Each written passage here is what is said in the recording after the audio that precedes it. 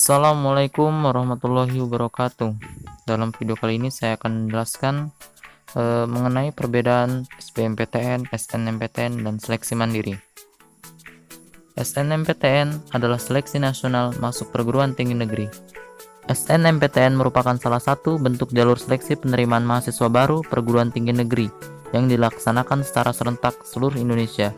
SNMPTN sendiri pertama kali diselenggarakan oleh Ditjen Dikti pada tahun 2008 atas jawaban terhadap kisruh yang terjadi pada Forum Rektor PTN se-Indonesia terkait mengenai penyelenggaraan SPMB oleh Perhimpunan SPMB Nusantara yang dianggap tidak sesuai dengan pola keuangan perguruan tinggi negeri non-BHMN atau badan hukum milik negara.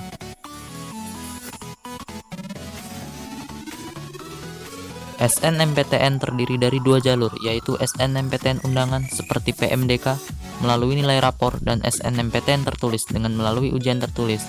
Namun pada tahun 2013, SNMPTN tertulis diubah menjadi seleksi bersama masuk perguruan tinggi negeri atau SBMPTN, sedangkan SNMPTN undangan diubah menjadi SNMPTN tanpa pakai undangan dengan kriteria seleksi penerimaan berdasarkan nilai rapor, nilai UN, dan prestasi akademis lainnya. Dari segi biaya, tes melalui jalur SNMPTN ditanggung oleh pemerintah, sehingga calon siswa tidak akan dikenai biaya pendaftaran dan seleksi.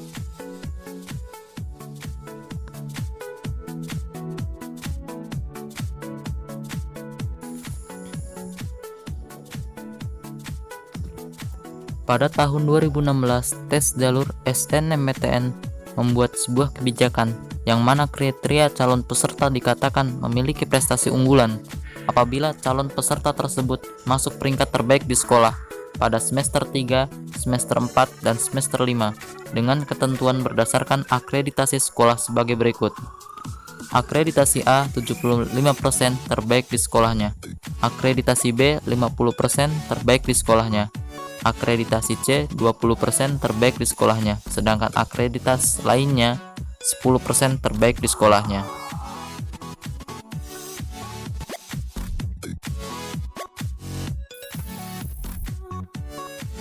Seleksi bersama masuk perguruan tinggi negeri atau SBMPTN merupakan seleksi bersama penerimaan mahasiswa baru di lingkungan perguruan tinggi negeri dengan menggunakan pola ujian tertulis secara nasional, yang mana selama dilaksanakan mampu menunjukkan berbagai keuntungan serta keunggulan, baik bagi calon mahasiswa perguruan tinggi negeri maupun bagi kepentingan nasional.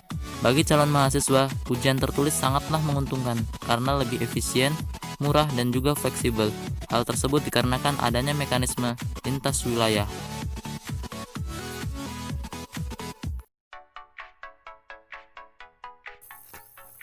Meskipun jalur ini kuotanya tidak sebanyak SNMPTN, namun jalur SBMPTN diandalkan oleh banyak orang, dikarenakan hanya di jalur inilah kita bisa bersaing dengan adil. Saingannya pun tidak hanya kelas 3 SMA yang baru lulus saja, tetapi juga para alumni. Perlu diingat, hanya alumni 2 tahun sebelumnya saja yang bisa mengikuti tes SBMPTN. Dari segi biaya, tes melalui jalur SBMPTN ditanggung oleh masing-masing peserta ujian yang mengikuti tes, kecuali bagi kalian yang terdaftar sebagai calon penerima KIP kuliah, akan digratiskan dari segi biaya pendaftaran. SBMPTN terbagi menjadi 3 tes, antara lain Saintek bagi yang memilih jurusan IPA, Sosum bagi kalian yang memilih jurusan IPS, dan IPC bagi kalian yang memilih jurusan IPA dan IPS.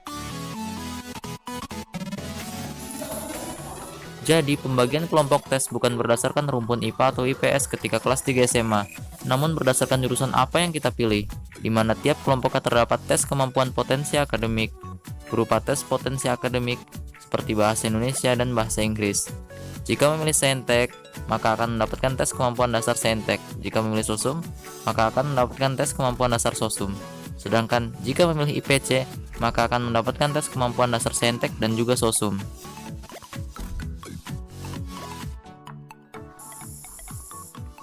SNMPTN atau Seleksi Mandiri Masuk Perguruan Tinggi Negeri merupakan sebuah sistem seleksi dengan ujian yang dilakukan oleh calon mahasiswa baru yang diselenggarakan oleh pihak PTN terkait.